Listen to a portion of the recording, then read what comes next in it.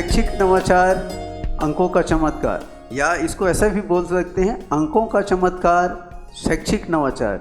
शैक्षिक नवाचार पर एक नया विचार और नए विचार के साथ मैं आप सबको कर रहा हूं सादर नमस्कार। नमस्कार नमस्कार प्यारे विद्यार्थियों और इस क्लास रूम में उपस्थित हमारे अन्य मित्रवर्ग, आप सबको मेरा प्यार भरा नमस्कार पुनः। और आज हम एक बहुत महत्वपूर्ण टॉपिक पर चर्चा करेंगे जिसका नाम है ऋण का रहस्य। ये ऋण गणित का एक चिन्ह है। जैसे गणित में आप 4 मूलभूत संक्रिया देखते हैं, जोड़ना, घटाना, गुणा और भाग करना। तो आज का हमारा मुख्य टॉपिक है ऋण का रहस्य। आइए जानते हैं हम ये ऋण के रहस्य को। तो चलते हैं ऋण के रहस्य की ओर। ये जो चिन्ह है इसका अर्थ है घटाना।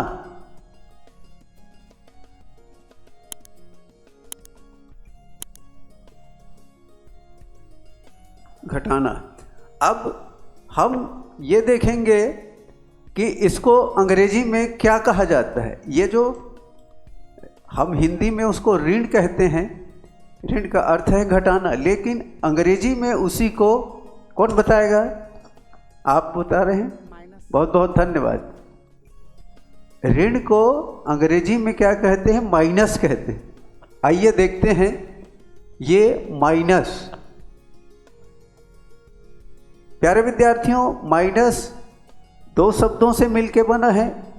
एक तो माई माने मेरा होता है और नस माने ये शरीर संचालन के लिए जो नस नाड़ी है उसका संकेत है कि हर मानव के शरीर में ये नस नाड़ी के माध्यम से ही उसके शरीर का संचालन होता है। तो हमारे अंदर कितने नस नाड़ी हैं? शरीर विज्ञान के अनुसार आप पॉइंट नोट कर लें यदि याद नहीं है तो। शरीर विज्ञान के अनुसार हर मानव के शरीर में 72,000 नस नाड़ी है। कितने हजार? 72,000। तो मैं 72 को ले रहा हूँ। 72,000। 72,000। तो ये पूरे 72,000 नस नाड़ी को कौन प्रभावित करता है? तो उसमें एक विचारक ने बहुत सुंदर बात कही है कि हमारे जो ये फेस है इस पर जो 2 आँख है, 2 कान है, एक मुंह है और ये एक नाक है। तो इस प्रकार ये 6 जो दरवाज़ा है जिसके साथ इसको संवेदनशील दरवाज़ा भी कहा गया है, और इसी के माध्यम से वो जो हमारे शरीर में 72,000 नस नाड़ी हैं वही एक्टिवेट होता है, क्रिया करता है। तो प्यारे विद्यार्थियों, इस 6 अंगों के माध्यम से हमारे अंदर 2 प्रकार के विचार प्रवेश करते हैं। एक तो सकारात्मक विचार होता है और दूसरा नकारात्मक विचार होता है। तो आपने देखा होगा कि यदि कोई क्रोध में कोई बात कहता है तो उसकी आंखें लाल हो जाती हैं और शरीर तमतमाने लगता है। ये निगेटिव पॉइंट। इसी प्रकार से यदि सकारात्मक विचार आता है, कोई कहीं पर आप देख रहे हैं, बाहर घूमने गए हैं और कोई अच्छा दृश्य देख रहे हैं, कोई अच्छा संगीत सुन रहे हैं तो मन प्रसन्न हो जाता है, नाचने को जी करता है। तो ये सकारात्मक विचार है। तो ये प्रभावित करने वाले जो 6 है, कितने हैं? 6 अंग है। इसको हम देखते हैं। तो हमारा सूत्र बन गया 72 ऋण 6, क्योंकि ये 72 जो है 72,000 नस नाड़ियों का संकेतक है, और ये 6 जो है अति संवेदनशील द्वार है जिसके माध्यम से शरीर में 2 प्रकार की क्रिया होती है, एक तो सकारात्मक और दूसरा नकारात्मक। तो आइए देखते हैं। ये 72 है और 72 ऋण 6 बराबर, बच्चों 72 ऋण 6 बराबर क्या आएगा? डबल 6, 66। 6 और 6 को जोड़ेंगे तो क्या होगा 12, और 1 और 2 को बनाएंगे तो मूलांक क्या होगा 3 होगा। इस प्रकार 72 ऋण 6, ये हमारे शरीर में जो 72,000 नस नाड़ी है उसका एक सूत्र बना 72 ऋण 6। इसी प्रकार से हम 72,000 से भी ले सकते हैं। 72,000 ऋण 6 बराबर 71,994। ये दोनों फिगर है आपके सामने। ये माइनस अंग्रेजी का है और माइनस का मतलब होता है माई माने मेरा, नस माने शरीर। तो ये घटाना हमने हिंदी से गणित से लिया, ऋण घटाना, लेकिन इसी ऋण को अंग्रेजी में माइनस कहा जाता है। तो ये हमारे शरीर के अंदर जो घटाने की क्रिया 6 भागों से हो रही। आइए देखते हैं, अब इसी का थोड़ा सा मूल्यांकन करते हैं। ये कितना 6 है इस लाइन में, 1 2 3, तो कितना होगा 6 धन 6 धन 6 बराबर कितना होगा 18, 6 तिया 18। इसी प्रकार से ये 6 है। मान लो पूछा जाए तो इसका बढ़िया सूत्र ये बनता है कि 6 तिया 18 और ये 6 मूलांक क्या है 3, तो ये हमको प्राप्त हुआ 1863। इसको इसी लाइन को ही आप याद रखेंगे। 72 ऋण 6 बराबर 66 बराबर 12, 6 दूने 12, 1 और 2 3, तो ये हमको प्राप्त हुआ 1863। इसको ध्यान में रखेंगे। उसी प्रकार से हमारे बीच बचा है 12। ये 12 क्या है, एक बहुत महत्वपूर्ण चीज है 12। आप देखेंगे घड़ी में 12 होता है और 12 में दोनों कांटा एक साथ रहता है। इसी प्रकार से 12 सेकंड,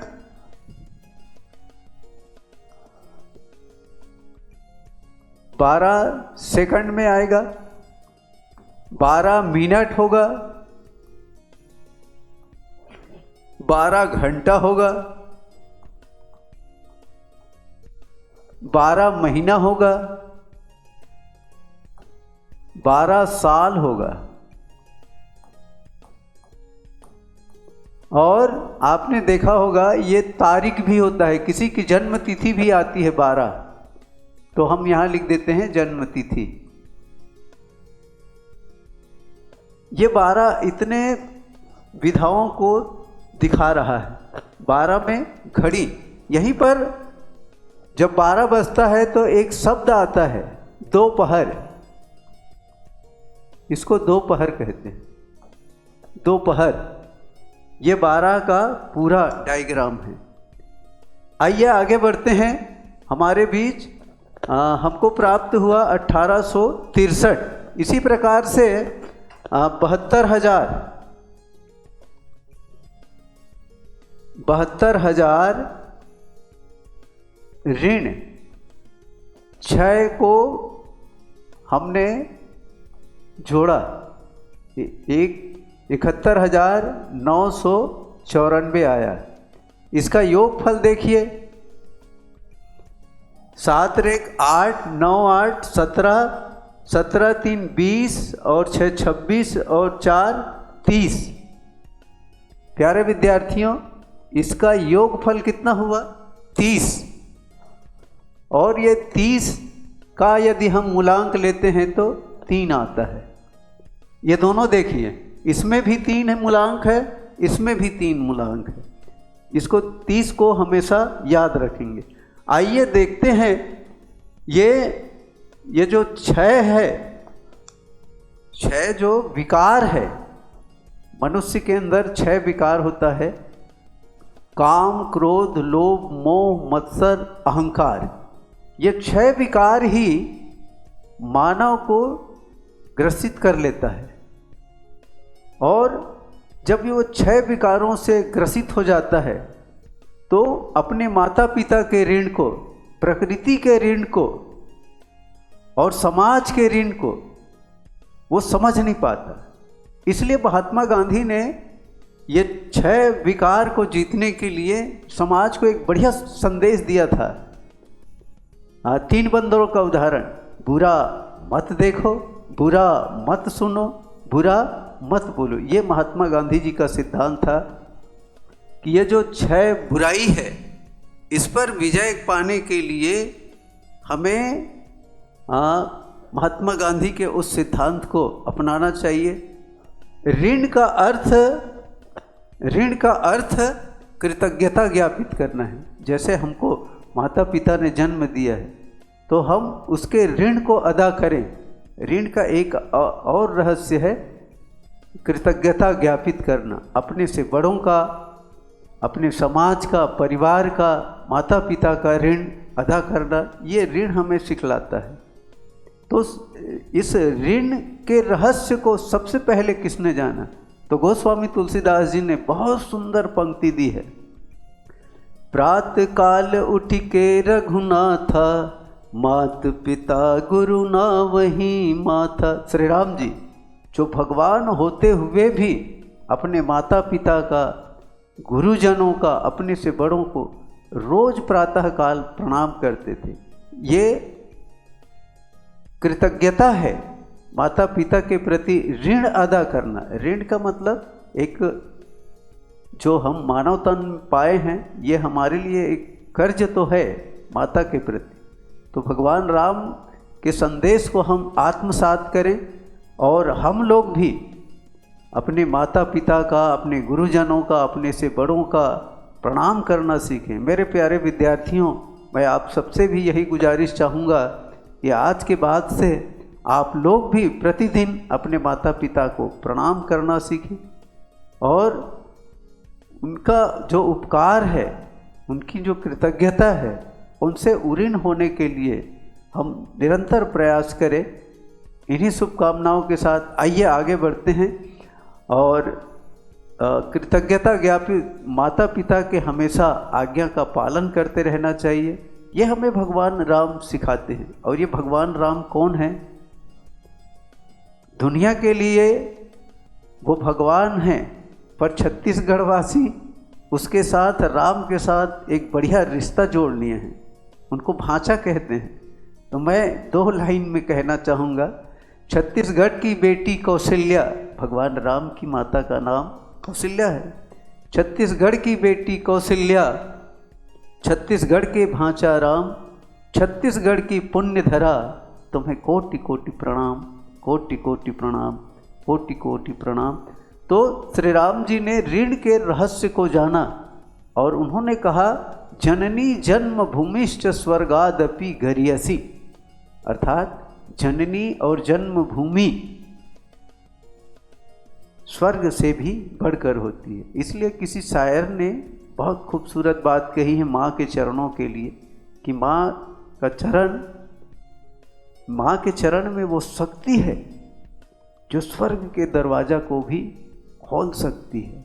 देखिए उनकी 2 पंक्ति है, न अपनों से खुलता है न गैरों से खुलता है, न अपनों से खुलता है न गैरों से खुलता है, स्वर्ग का दरवाज़ा सिर्फ माँ के पैरों से खुलता है।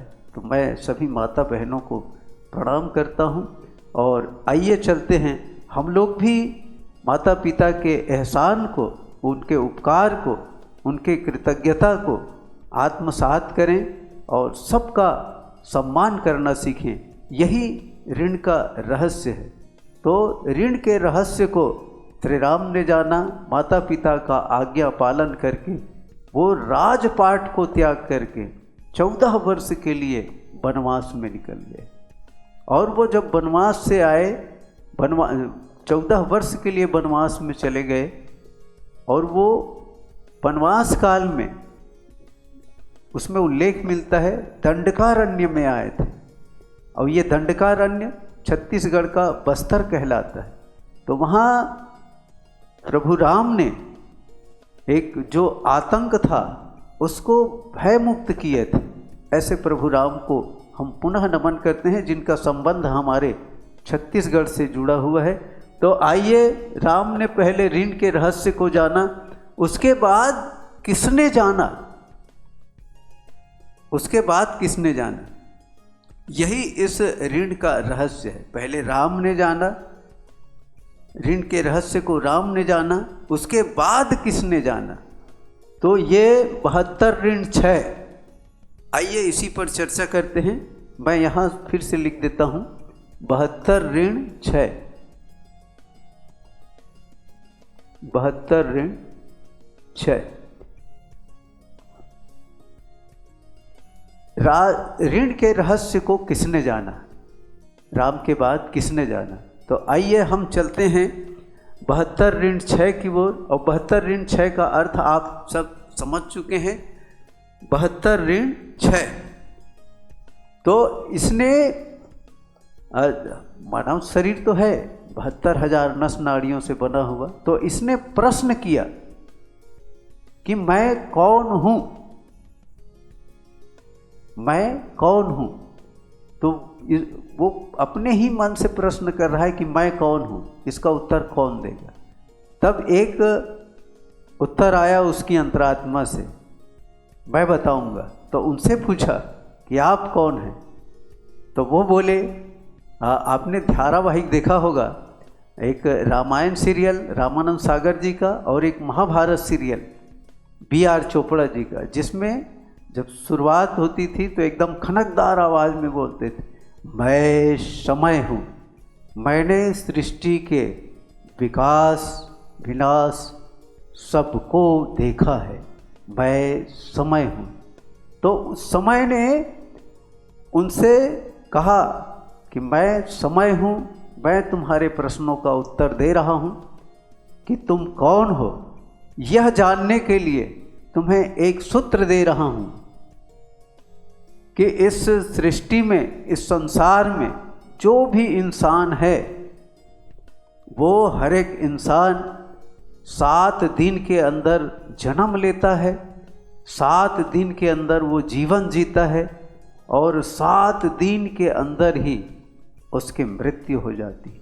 यही शाश्वत सत्य है। तो आइए उस समय को हम यहाँ नोट करेंगे। मित्रों, ये है,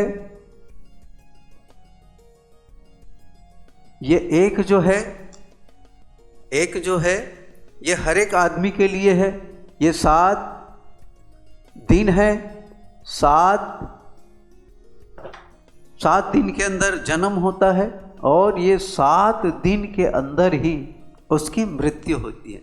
ये किसने कहा? समय ने बताया। किसको बताया? 72 ऋण 6 को बताया। इसको एक बार और लिख देते हैं।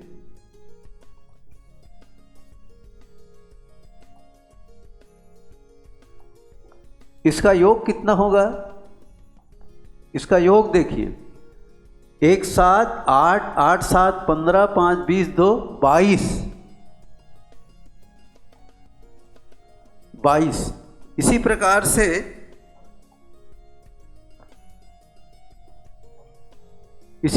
से उसने समय ने कहा कि आप इस तथ्य को अपने जीवन में अनुभव करें, इसी पर चलना सीखें, और ये जब सिद्ध हो जाएगा तो तुमको कितना मिलेगा?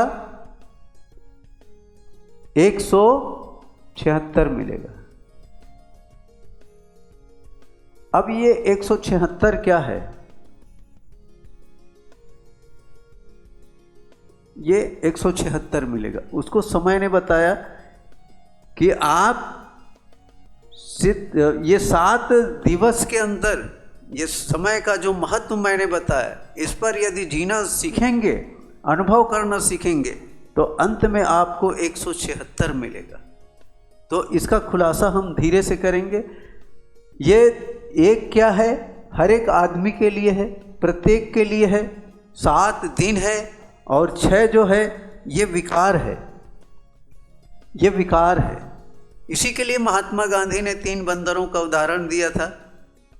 यदि ऋण अदा करना है तो बुरा मत देखो, बुरा मत सुनो और बुरा मत बोलो, ये 6 विकार। तो यहाँ पर ये सिद्ध होता है। इसी प्रकार से आइए देखते हैं, ये सूत्र आपको प्राप्त हुआ, इसका भी योग करके देखते हैं। 1 7 8 8 6 14, 7 7 दूने 14।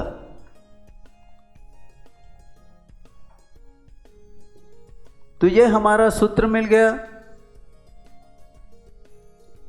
इसी प्रकार से ये जब सिद्ध हुआ तो कितना बन गया? 1 7 7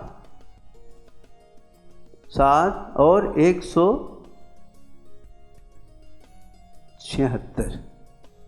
इसका योग कितना हुआ?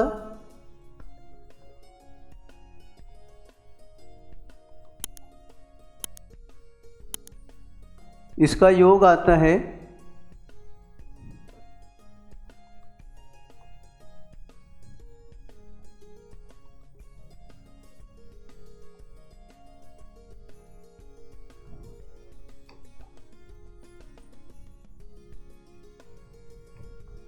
इसको यहां लिख देते हैं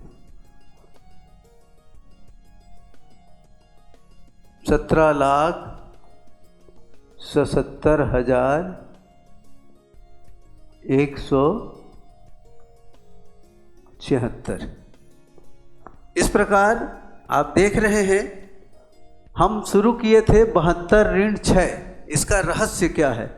अब इसको किसने जाना? पहले राम ने जाना, फिर उसके बाद किसने जाना? आइए गौर करते हैं ये क्या बनता है। प्यारे विद्यार्थियों, आप देख रहे हैं ये 7 है और ये 2 है। इसी ने प्रश्न किया था कि मैं कौन हूँ। उसको समय ने बताया था इस समय के साथ जीना सीखो, और उसको सूत्र दिया था 1777। ये एक जो है हर एक व्यक्ति का है, संसार के हर व्यक्ति का। और ये 7 जो है सप्ताह के 7 दिन है, और इसी 7 दिन के अंदर संसार का हर व्यक्ति जन्म लेता है, और ये 7 दिन के अंदर ही हर व्यक्ति की मृत्यु होती है। यही शाश्वत सत्य है। प्यारे विद्यार्थियों, इस अंक को आप निर्धारित अपने कॉपी में नोट कर लें। ये समय ने बताया, इसने प्रश्न किया और उसको बताया कि इस पर साधना करो, और इसने साधना किया, तब उसको क्या मिला? 176। ये 1 क्या है? प्रत्येक व्यक्ति है। 7 क्या है? समय है, 7 दिन है। इसी 7 दिन के अंदर आदमी जन्म लेता है और जीता है, और 7 दिन के अंदर ही उसकी मृत्यु होती है। ये 6 क्या है? 6 इंद्रियों पर विजय पाना ही उसकी साधना होती है। तो 176 मिला, आपको 22 मिला, 14 मिला। आइए देखते हैं, आगे बढ़ते हैं, और ये दोनों का योग कितना होता है? 17,77,176। आखिर ये कौन है? अब मेन पॉइंट पे आते हैं। इसको सिर्फ इतना कर लें,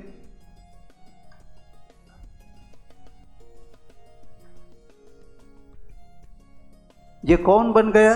नरेंद्र। ये नरेंद्र कौन है? इसके बारे में हम इन शब्दों के, इन अंकों को जोड़ करके देखेंगे कि ये नरेंद्र कौन है ना?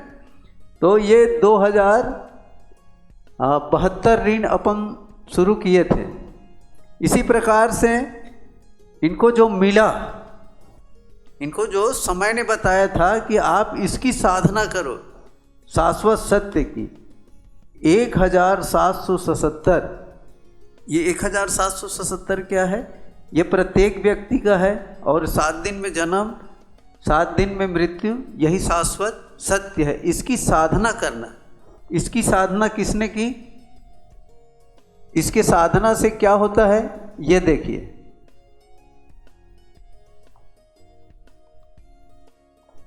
नरेंद्र का क्या हुआ? साधना किया तो विवेक जागरण हुआ। क्या हुआ? विवेक जागरण हुआ। यही नरेंद्र का जब विवेक जागृत हुआ तो क्या कहलाया? इधर आप देख रहे हैं, पहले 72 ऋण 6 था, वो नरेंद्र बना। नरेंद्र को समय ने जो संकेत दिया था कि इस पर साधना करो, 1777 पर साधना करो, तो उसने साधना किया। तो ये मूल अंक है 17,77,176 मिला, उनको 176 मिला। तो ये बन जाता है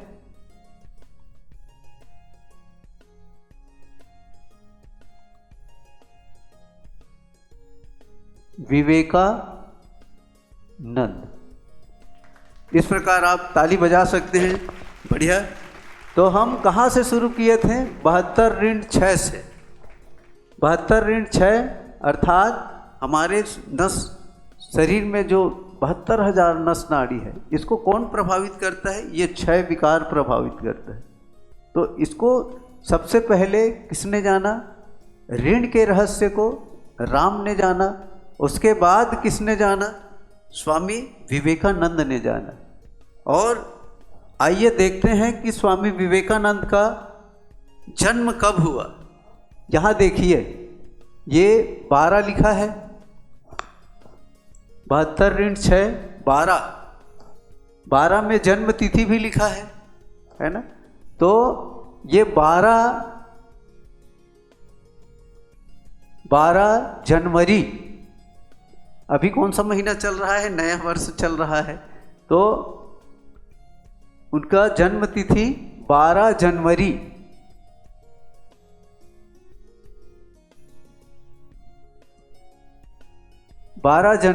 1863 को हुआ। यह 1863 कहाँ से मिला?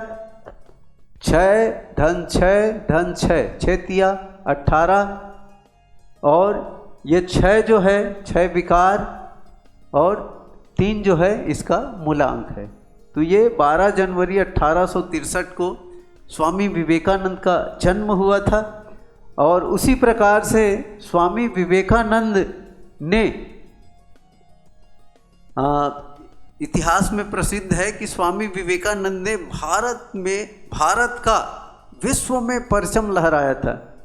ये कब लहराया था? कितने वर्ष की उम्र में लहराया था? ये यहाँ से मिलता है, 30 वर्ष के उम्र में। कहाँ से जुड़े थे?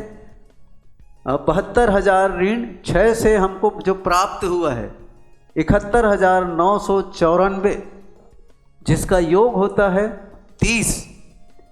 और ये 30 वर्ष की अवस्था में स्वामी विवेकानंद, ये 3 क्या है? ये 3 जो है त्रिशब्द है।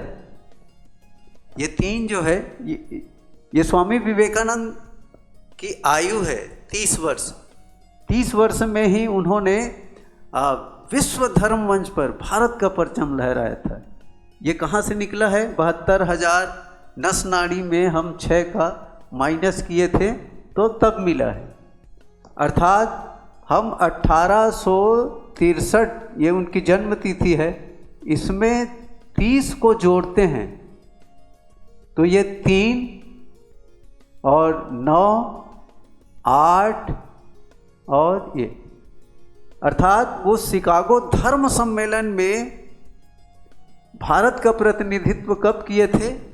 ये सन बता रहा है 1893 में। 1893 में वो कितने वर्ष के थे? 30 वर्ष के थे। ये 3 क्या है? ये त्रिशब्द है। त्रिशब्द माने शिकागो।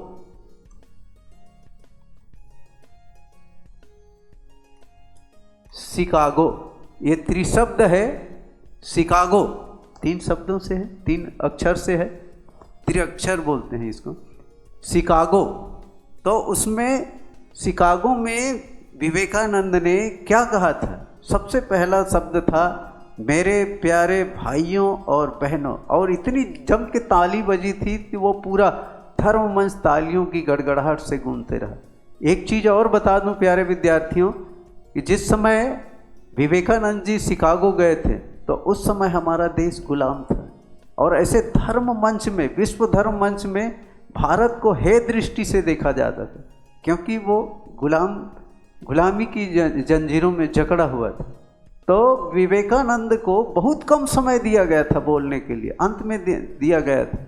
तो जब वो मेरे प्यारे भाइयों और बहनों कहा तो इतनी तालियों की गड़गड़ाहट हुई और लोग उनको मंत्र मुग्ध होकर सुनते रहे, और वो 2 मिनट का समय कैसे निकला पता ही नहीं चला। लोग उनके पीछे पीछे चलने लगे, ऐसा इतिहास गवाह है।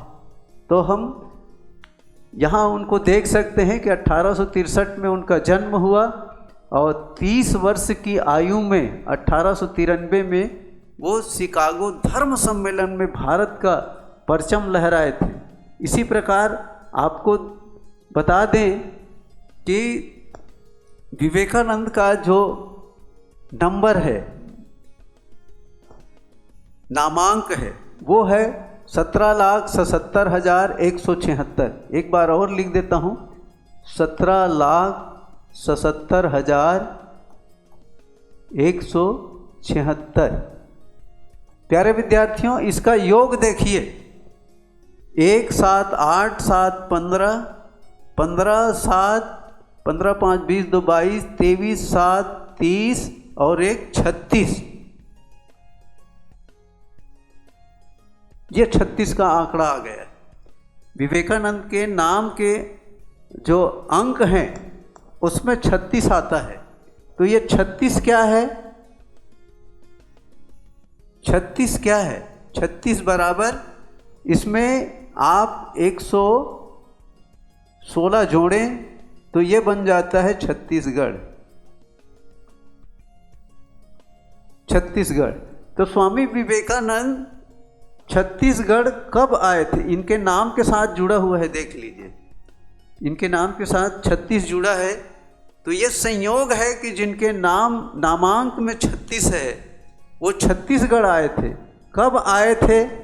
तो इसका सूत्र हमेशा याद रखना, भगवान राम को जितने साल का वनवास हुआ था, कितने साल का हुआ था? पीछे वाले बच्चे कितने साल का हुआ था? 14 साल का हुआ था। बढ़िया, ताली बजाएं भाई इनके लिए। और वही 14 साल की अवस्था में स्वामी विवेकानंद छत्तीसगढ़ आए थे।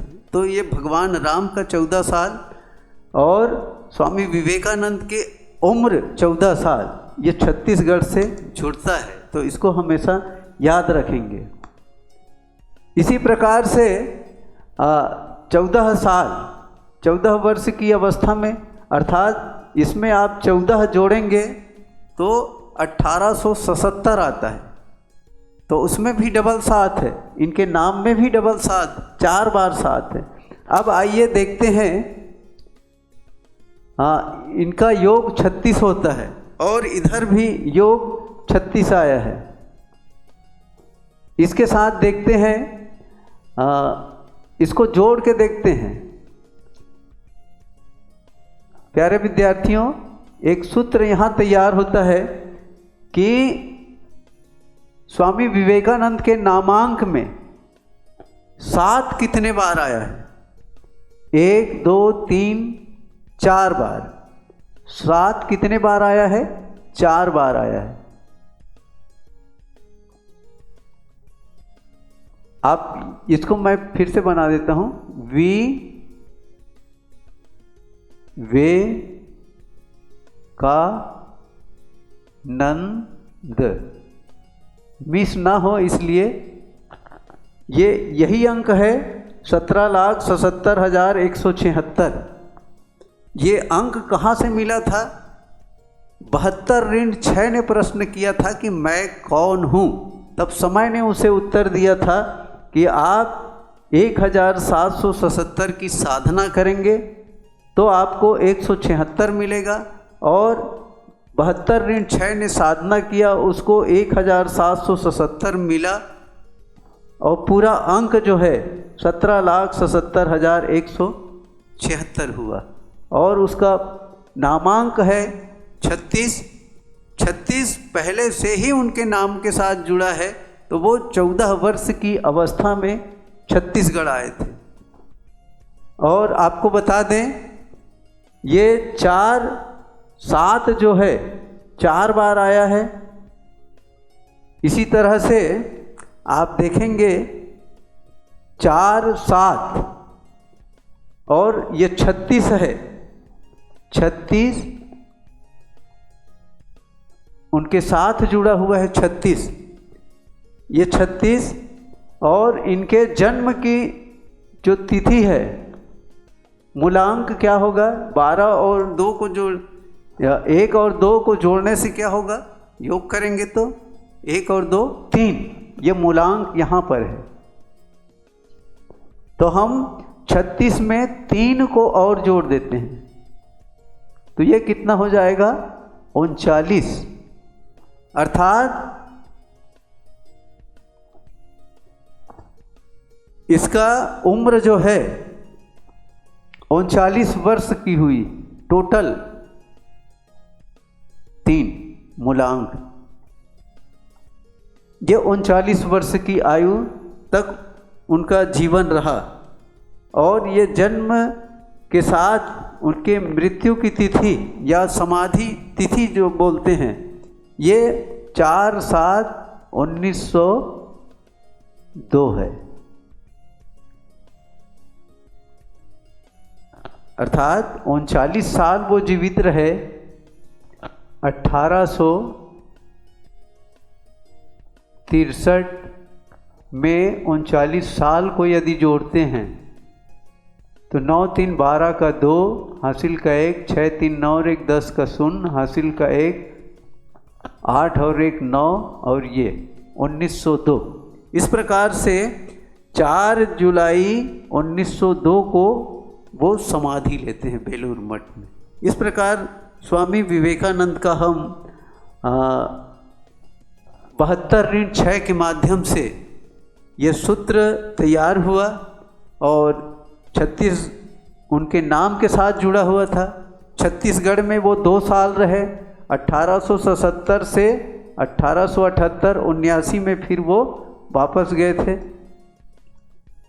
प्यारे विद्यार्थियों, स्वामी विवेकानंद की स्मृति में ही, उनके द्वारा किए गए कार्यों के कारण ही आज हमारे छत्तीसगढ़ में, वो जब 1877 में रायपुर आए थे तो उनकी स्मृति को संजोने के लिए हमारे छत्तीसगढ़ वासियों की ओर से उस मकान को, जहाँ वो बूढ़ापारा में रहते थे, तो वो बूढ़ापारा के नाम को बदल करके विवेकानंद वार्ड किया गया है। और वो जिस तालाब में रोज तैराकी सीखते थे, उस तालाब का नाम स्वामी विवेकानंद सरोवर रखा गया। इसी प्रकार हवाई अड्डे, माना हवाई अड्डे का नाम बदल करके स्वामी विवेकानंद हवाई अड्डा किया गया।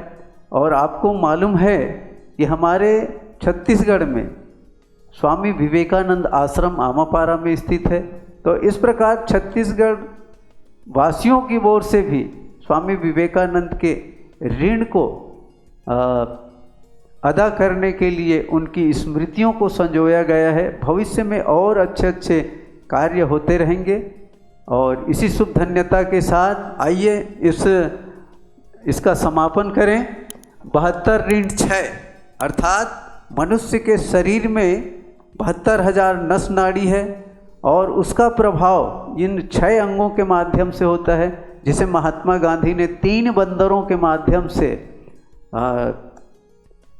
एक सूचना संदेश दिया गया था कि बुरा मत देखो, बुरा मत सुनो, बुरा मत बोलो। ये इसके साथ जुड़ा हुआ है। और हम ऋण के रहस्य को जानने के लिए हम अपने माता पिता का, अपने से बड़ों का सम्मान करना सीखें, जैसा राम ने किया, जैसे स्वामी विवेकानंद ने किया। इसको स्वामी क्यों कहा जाता है? क्योंकि इन्होंने 72 ऋण 6 जो विकार है उस पर विजय पाया, इसलिए उसको स्वामी कहा जाता है, स्वामी विवेकानंद। तो प्यारे मेरे विद्यार्थियों, आज बहुत अच्छा लगा इस टॉपिक पर चर्चा करके कि हमने राम को भी और स्वामी विवेकानंद को ऋण के रहस्य के साथ जोड़कर आपके बीच रखने का प्रयास किया। एक और बहुत अच्छी चीज़ आपके बीच कहने का प्रयास करूंगा कि हमारे छत्तीसगढ़ को भय मुक्त करने वाले प्रथम थे श्री राम जी। अब सरकार भी बस्तर को, जिसे हम दंडकारण्य कहते हैं, उस बस्तर को भय मुक्त करने के लिए निरंतर प्रयास कर रहे हैं। तो ये 72 ऋण 6 से क्या बना, नरेंद्र बना। और नरेंद्र के साथ साथ ये हमको जो प्राप्त हुआ था 1777, ये विवेक जागृत हुआ। और विवेक जागृत होने के साथ ही 17,77,176 ये सभी फिगर वहाँ जाके शिफ्ट हुए।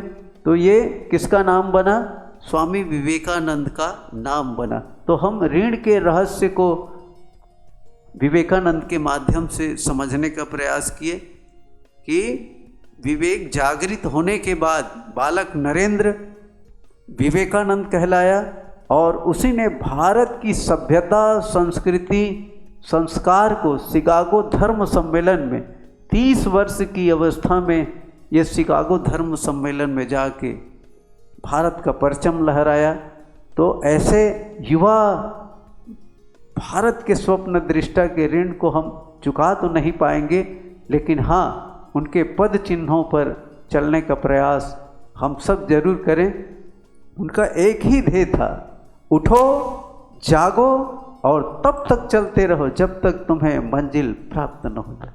तो ऐसे भारत, युवा भारत के स्वप्न दृष्टा को हम नमन करते हैं। आज उनकी इस नए वर्ष में 12 जनवरी को उनका जन्मदिन है, तो हम उन्हें बहुत श्रद्धा के साथ प्रणाम करते हैं। और मैं एक अच्छी बात स्वामी विवेकानंद के संबंध में एक आर्टिकल लिखा था बहुत पहले, ये देखिए,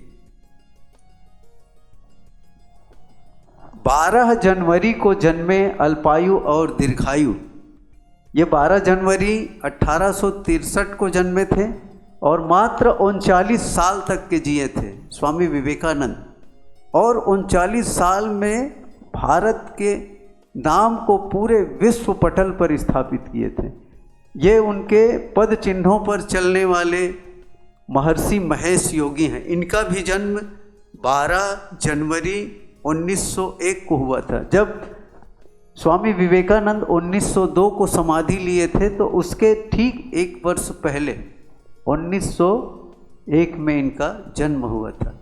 और प्यारे विद्यार्थियों, मुझे गर्व है कि ये हमारे पांडुका स्थित, पांडुका हमारे कोपरा से 5 किलोमीटर की दूरी पर है। पांडुका एक गांव है जहां इनके पिताजी किराए के मकान में रहते थे और महेश का जन्म इसी किराए के मकान पर हुई है। और ये आज भी इसी स्थिति में है। आप कभी भी पांडुका आएंगे तो देखेंगे कि ये महर्षि महेश योगी की जन्मभूमि। ये 91 साल तक जिए थे और इनका भी जन्म छत्तीसगढ़ में हुआ था। और ये प्रथम व्यक्ति हैं जिन्होंने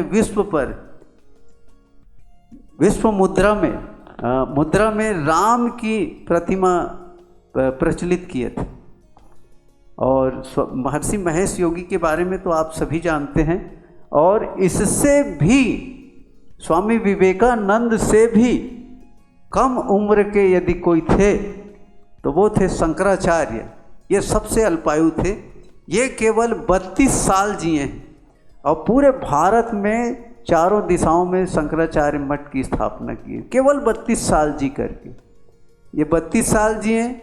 स्वामी विवेकानंद 39 साल जिए। माने कम समय में जी करके भी जिन्होंने इतिहास रचा है, ऐसे महापुरुषों के ऋण से हम उऋण तो नहीं हो सकते, लेकिन उनके पद चिन्हों पर चलकर हम अपने देश को, देशवासियों को विश्व मंच पर एक नए भारत की तस्वीर दिखाने में कामयाब होंगे, ऐसी आप सबसे अपेक्षा रखते हैं। आप प्यारे विद्यार्थियों, ये बहुत अच्छा टॉपिक आज हमारे बीच प्रस्तुत हुआ।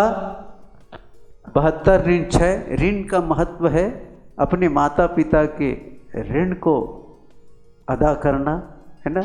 लेकिन एक विचारक की बातों को कोट करते हुए मैं अपनी बात समाप्त करूंगा। उनका ये कहना है कि आज जो देश में विदेश में बड़े बड़े अनाथालय वृद्धाश्रम खुल रहे हैं, यह हर्ष की बात नहीं है प्यारे विद्यार्थी। ये बहुत चिंताजनक बात है कि हम अपने माता पिता को अपनी सुख सुविधा के लिए घर से बाहर कर रहे हैं। अर्थात हम ऋण, माता पिता के ऋण का महत्व समझ नहीं पा रहे हैं, उनके प्रति हमारी कृतज्ञता घट गई है। ऋण का मतलब होता है घटाना। ये घटना जो पूरे देश में विदेश में घट रही है और वृद्धाश्रम अनाथालय की संख्या बढ़ रही है, तो ये बहुत चिंताजनक बात है। हमको इस पर गौर करना चाहिए। आज घटाने की इस क्रिया को मैंने ऋण के माध्यम से 72 ऋण 6 के माध्यम से आप तक पहुंचाने का प्रयास किया। इसके लिए आप सबको पुनः पुनः धन्यवाद। और मैंने जो स्वामी विवेकानंद के लिए उनकी जन्म दिन पर कहना चाहूँगा, ये पूरे 72 ऋण 6 के रहस्य को विवेकपूर्ण देश हित कार्य करके जिसने पाया आनंद विवेकी युवा नरेंद्र ही कहलाया विवेकानंद। इन्हीं शुभ धन्यता के साथ आप सबको बहुत बहुत धन्यवाद। भाई कुशल साहू जी को, जो हमारे विद्या कोचिंग सेंटर के प्रोपाइटर हैं, बहुत नाम ही कुशल है और ऐसे प्रोजेक्ट के लिए भी कुशल हैं और व्यवहार में भी कुशल है।